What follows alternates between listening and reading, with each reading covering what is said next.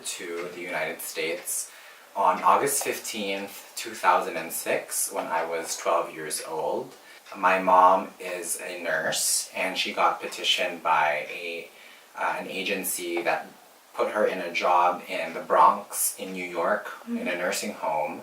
The process of us, like, from her, I guess, like, the very initial step of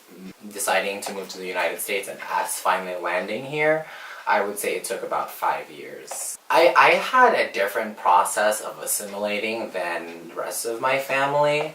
Well, one, because I moved here when I was 12, and I feel like at that young of an age, yes, you still have like a large memory and recollection of my upbringing in the Philippines, but I'm still also very like moldable and malleable and still kind of like becoming myself. Being in middle school, I definitely, like when I still kind of had an accent, I remember very vividly being made fun of for having an accent.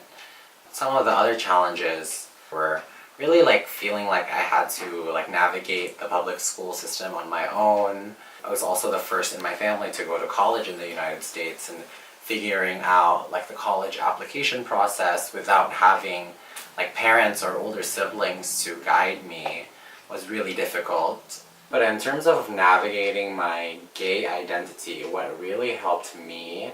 while I was in high school was Tumblr. At that time, Tumblr was this, it's a blog site, but there were a lot of other people my age who would express themselves on there, and I found a good number of like other gay people, other immigrants as well, and so I was able to make like a lot of online friends at that point. But like looking back, like those conversations, those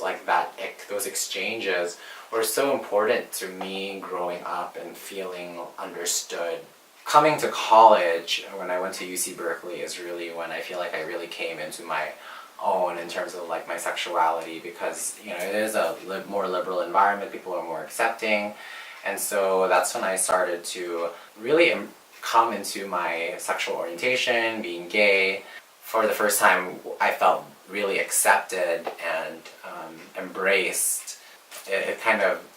blows my mind to think that it was really only 5-6 years ago when I started to really, I guess, like embrace who I was, because before that I was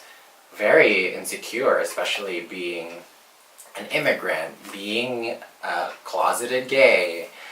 being a minority. But in terms of my gay identity, I think that there's still a lot of room for growth. I just wish that I had more gay friends in my life that understood my experiences. But I guess like a lot of the challenges like growing up weren't necessarily like external per se, that they were more so like internal, like with me not knowing who I was, or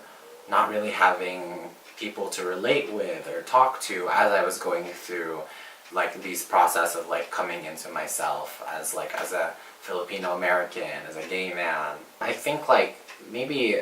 I guess one of the umbrella issues for both identities would be just like feeling